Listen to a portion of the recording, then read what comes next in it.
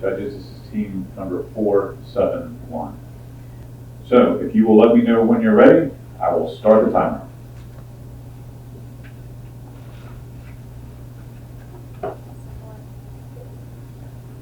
Ready? Okay. Timer started. Good morning, everyone. We're Team 471. Thank you so much for listening to our proposal on tackling the current U.S. fiscal challenge. In today's presentation, we will first review fiscal outlook, as well as present both spending and revenue side policies that will help us reach our target debt-to-GDP ratio of 92% by the year 2053. So over the past decade, the U.S. federal debt has risen at a higher rate than any other period in history since World War II. The debt-to-GDP ratio stood at 124% in 2022, and we currently have 24.7 trillion total public debt outstanding. As a result, the debt servicing cost has also increased, representing 11% of total spending last year. Prudent budget management is especially urgent right now, given that we've already breached our statutory debt ceiling in January, and the Congress is expected to exhaust all measures sometime between July to September, which risks a shutdown or default of the U.S. government. Although the debt-to-GDP ratio has decreased from its pandemic time peak, it's very concerning that it's expected to rise to 195% by the year 2053. And that's because budget deficits are expected to double over this period. As a result, interest expense will account for a quarter of spending by then, creating this vicious debt interest cycle. So what exactly is driving this high and rising debt level in the U.S.? We first acknowledge recent idiosyncratic events, namely the Great Financial Crisis and COVID. However, these crises demand a fiscal response to boost and stabilize economic activity. And they're certainly not the only causes behind the problem. In fact, over the longer history, the debt level has been consistently rising, and it's expected to continue to increase over the next 30 years. So here are a few structural trends contributing to this problem. First off, the already costly healthcare system in the U.S. is expected to become even more expensive. And this puts a lot of pressure on spending, especially with an aging population. And that also decreases tax revenues and increases Social Security spending. Lastly, we have rising interest payments following an almost exponential growth path, and this is a key contributor to total deficits. So why exactly is the situation alarming if the U.S. government can just keep issuing new debt to repay old ones? First off, highly indebted countries tend to see slower economic growth as public spending crowds out productive private investments, and high debt levels also decreases confidence in consumption. The Treasury will be more vulnerable to higher interest rates. The average interest rate on federal debt is expected to increase from 3.7% to 4.2% by the year 2053. And because half of this debt is held by foreigners, interest payments will also reduce our net international income. As I already mentioned, the increased likelihood of reaching the debt limit increases the risk for fiscal and financial crises that can have global spillover effects. And lastly, if Congress keeps running a budget deficit, it will have less fiscal ammunition to fight any potential downturns and be less willing to make productive investments that can lead to long-term returns.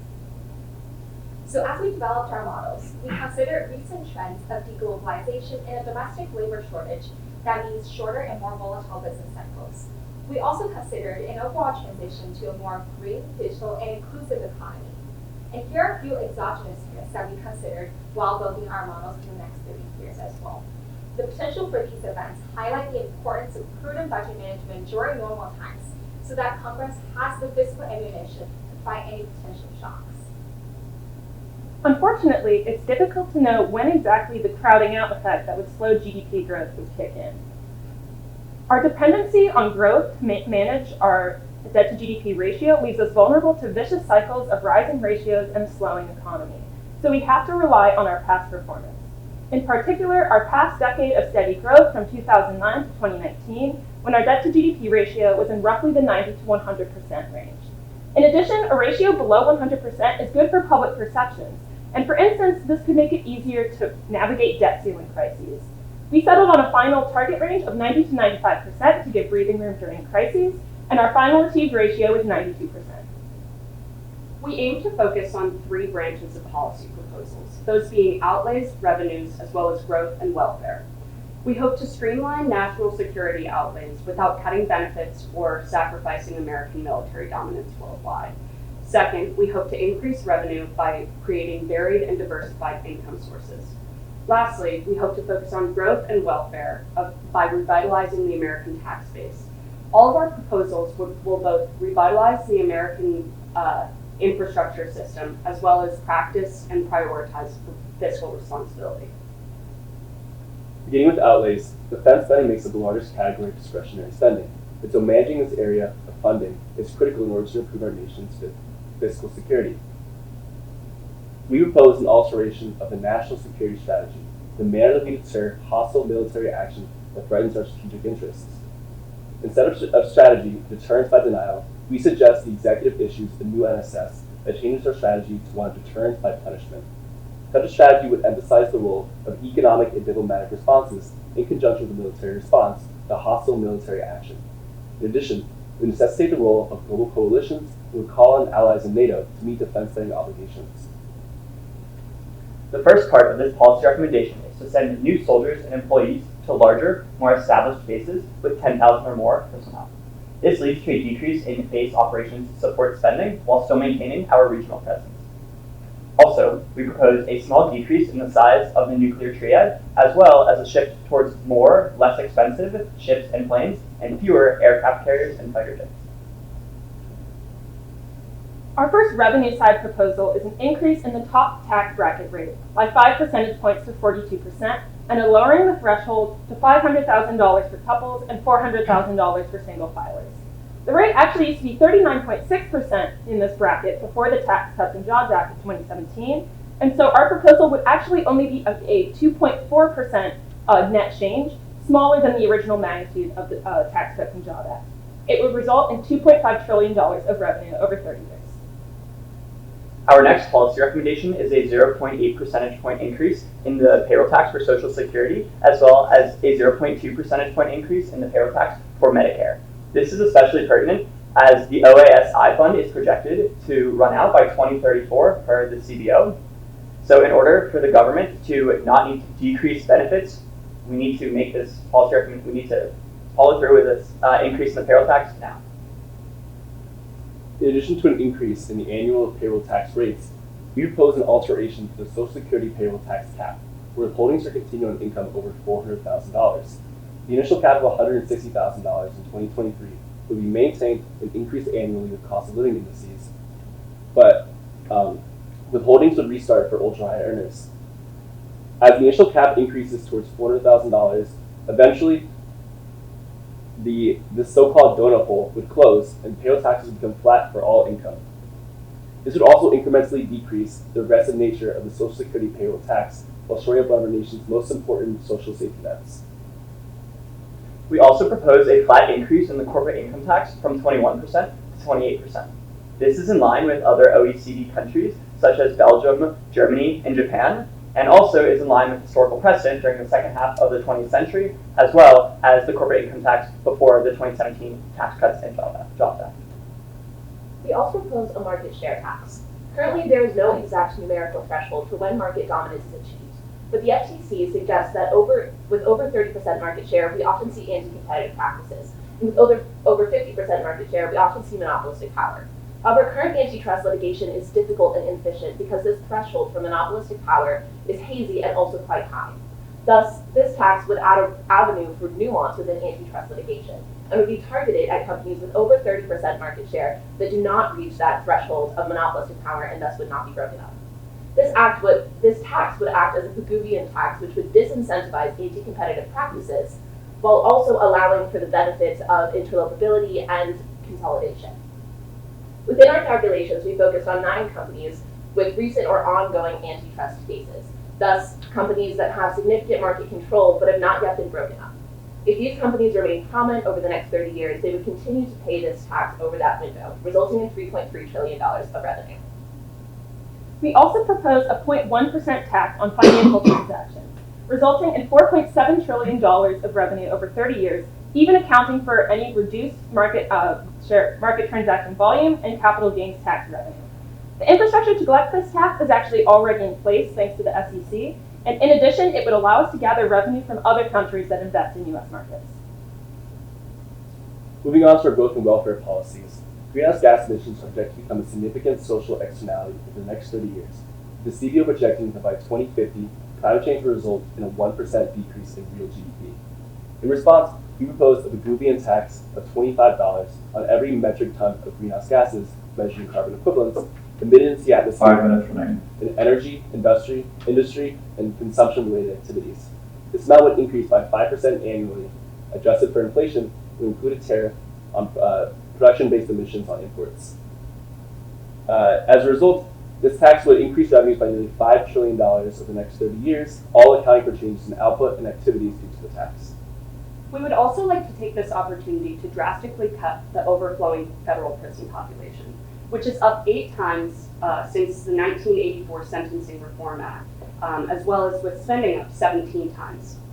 This leaves federal prisons operating at over 130% their operating capacity. We hope to attack this issue with a 2-pronged approach. The first being lowering federal sentencing standard lengths by around 20%.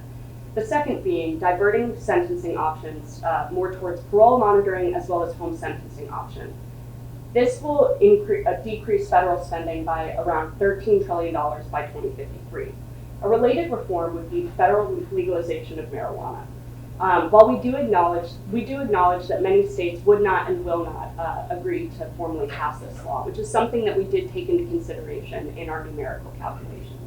However, with the federal legalization of marijuana, we project that the government would rake in about $13 billion annually in $17 billion annually in revenue per year, which does not account for the decrease in prison spending as well as police enforcement for marijuana-related offenses. An investment in universal early childhood education would have sustainable and dramatic impact on our debt to GDP ratio by both increasing productivity and decreasing government healthcare spending. Free preschool would be targeted at 3- and 4-year-old children. There's a significant body of evidence that suggests that education at this age significantly increases productivity when children and students eventually enter the workforce, thus boosting GDP.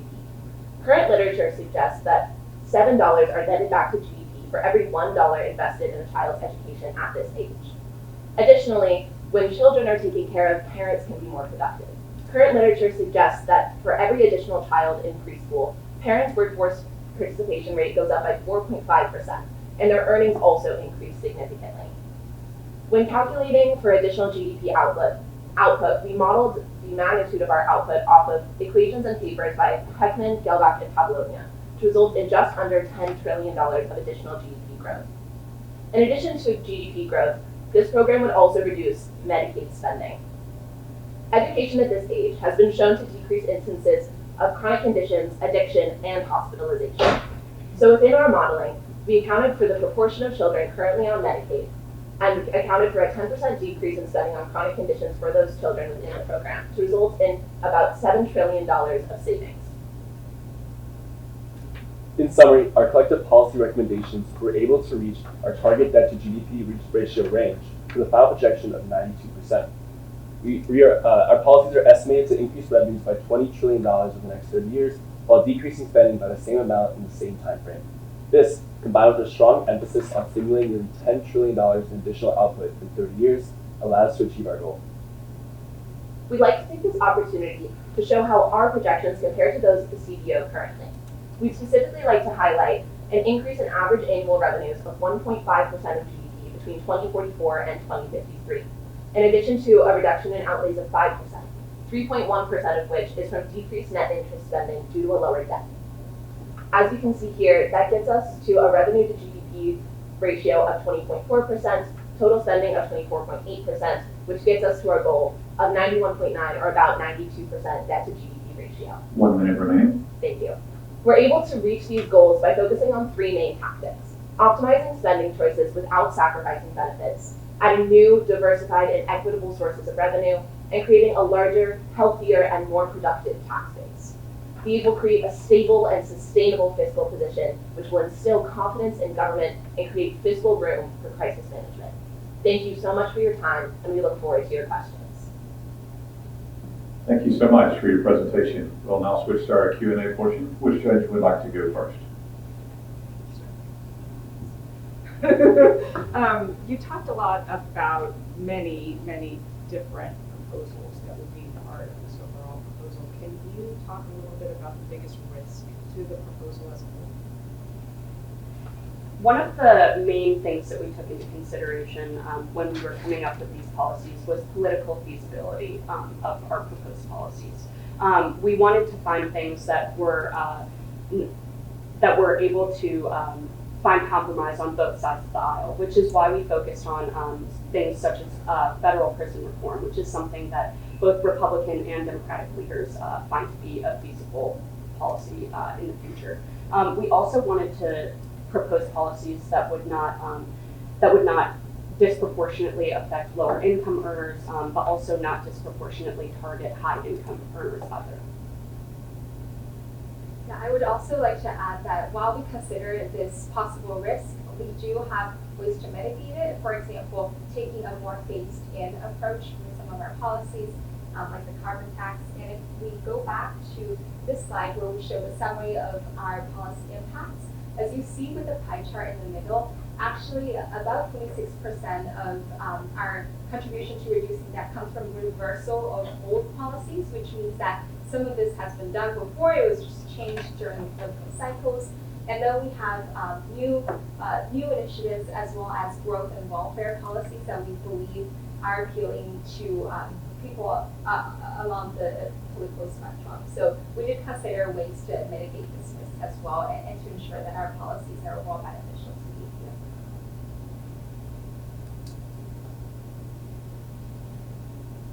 Okay, I can ask a question. So you proposed several tax increases. You're raising the top marginal income tax rate, you're raising the payroll tax, you're raising the corporate income tax. Are you concerned that these tax increases might have an adverse effect on people's incentives to work or invest? Yes, so that actually was a big factor in what specific taxes we chose to increase. For instance, we did not increase the capital gains tax because research suggests that the elasticity and incentive to invest, we are at the point where that would result in a big change. But with these other taxes, such as the financial transactions tax, income tax, payroll tax, these are at the point where we still are seeing large quantities of projected revenue. In particular, for instance, also comparing to, as opposed to a billionaire tax or other attempts to tax at the very top level, which would strongly incentivize people to just move from the country altogether, we focused on maximizing revenue. We also decided to stray away from a value-added tax, which has seemed to be a big part of other countries' fiscal policy as far as their tax revenue goes. So we know that value-added taxes tend to impact lower income earners the most, as that really is taxed at every step along the supply chain. But everyone gets reimbursed with tax benefits except the consumer at the very end, and so that was another reason why we decided to stay away from that. Yeah, building on what my colleagues have been saying, and actually in regards to the carbon tax, we took the distortionary effect of the tax into consideration when we were deciding to implement this policy. We were concerned with the potential impacts on growth of GDP from climate change over the next 30 years, and so we decided that climate change had a sort of a double-edged sword in the sense that it would both mitigate the effects of climate change on economic growth, as well as increasing revenues for governments. I want to add a tax question, because I appreciate your comment about the marginal tax rates and the incentives to work. You have the 41% tax rate being applied to those who file for probably $500,000, but it's 400%. Are you worried about that large marriage benefit? Because you could have two cohabiting singles, each making 400, basically a household at 800,000, as opposed to a very little benefit, 500.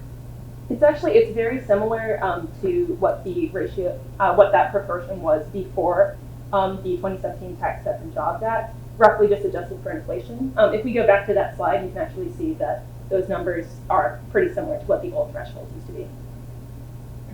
Because part of that change in the tax law was to try to get rid of the marriage penalties. You're seeing a lot more cohabitating partners now who are not getting legally married because of tax reasons. Okay.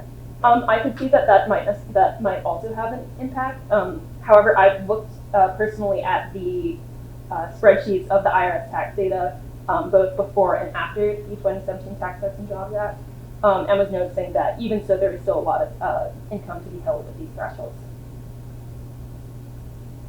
I have a question about the feasibility of reducing military spending. Can you talk a little bit about, especially given the current geopolitical situation, about how that reduction in military spending might affect the country's standing?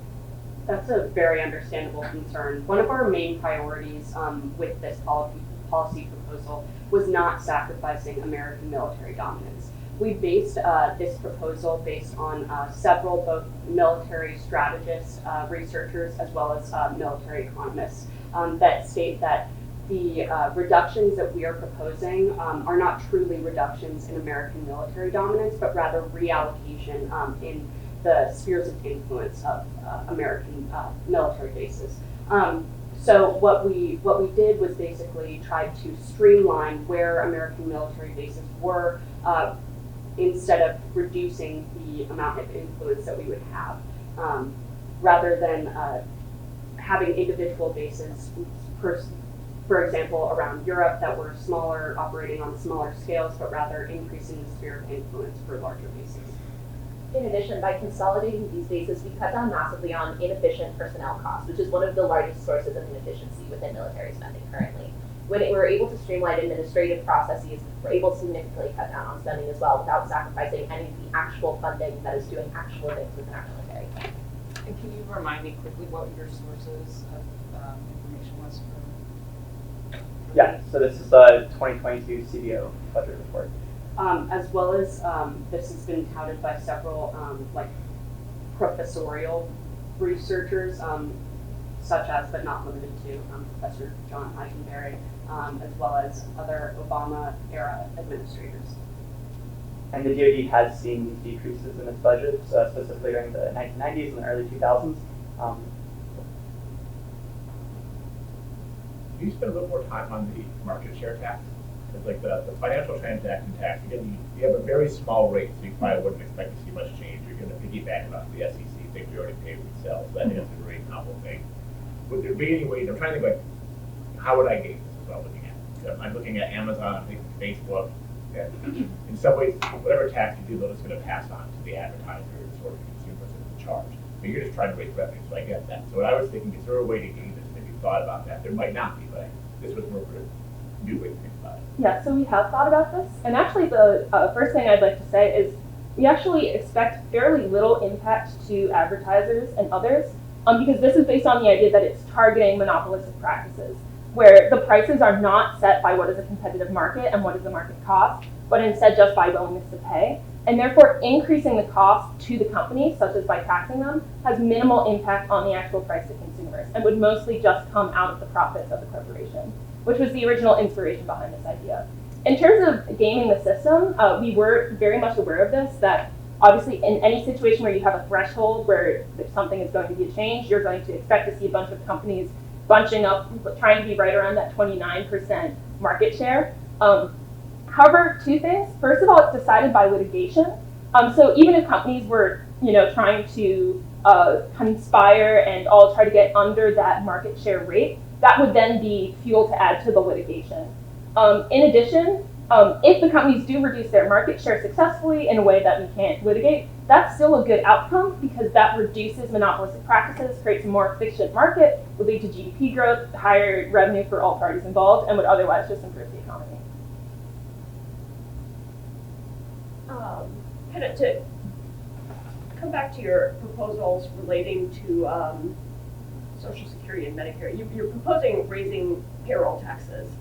I didn't see any proposal to cut spending. I'm wondering, did you consider that, and why did you decide against cutting those programs on the spending side? Definitely. So we did look into this. So historically, this has proven to be not feasible, not politically feasible to change benefits.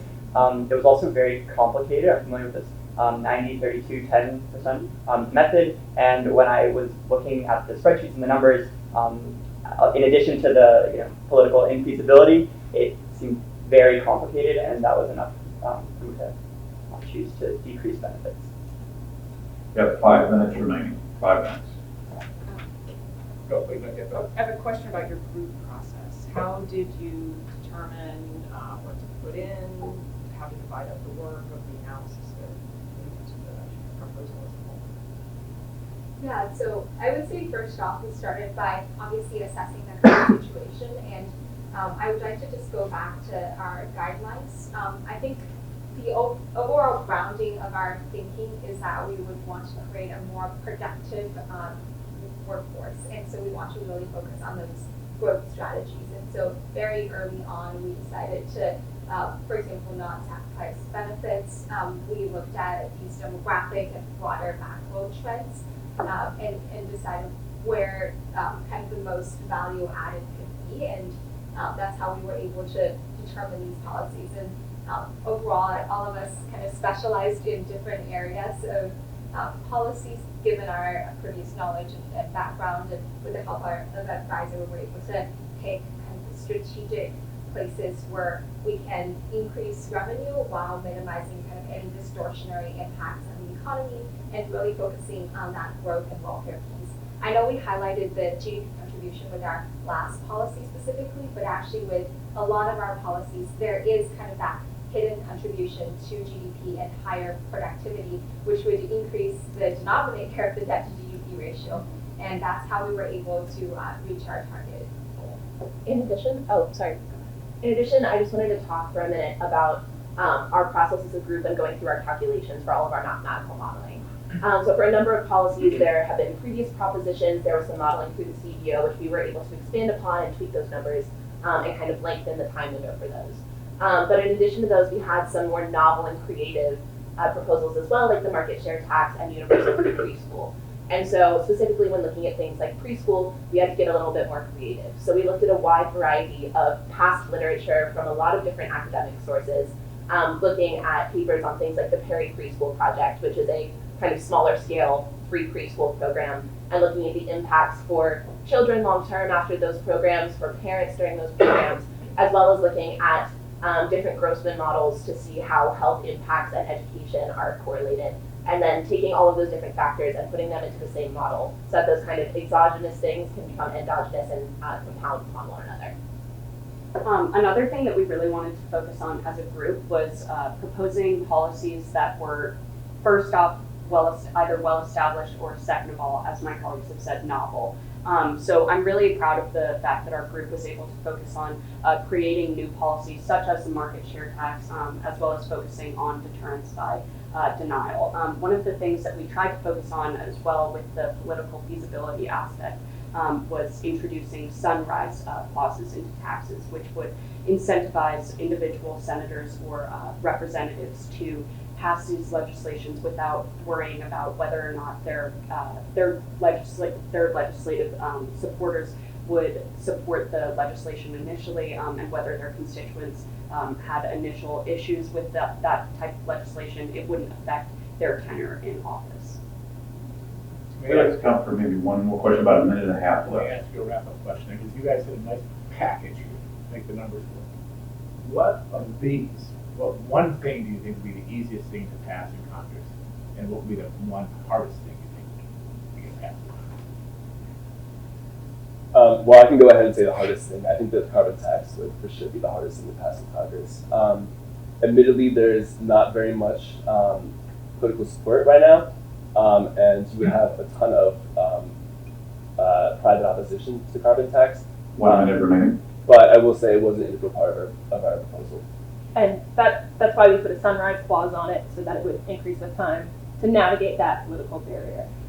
I would like to say that perhaps the easier policy to pass, which is more of a bipartisan policy, which both leaders of the House and Senate have technically agreed upon prior to this year, would be the prison reform policy, which, for example, the leaders of both the House and Senate in previous years have previously agreed upon, because we are no longer a country that focuses on strict punishment for drug-related offenses. We've moved on from the 90s, and now Congress and the Senate are more focused on stimulating the economy by reintroducing previous offenders into the workforce.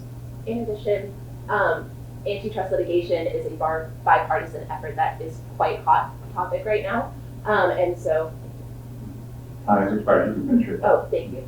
And so with that in mind, we think that a market share tax would have broad bipartisan support, and if one were to ignore significant lobbying, would probably have sufficient support to pass by DC. Excellent. Thank you so much for your good work, and you can now join us here in the audience. Thank you so much.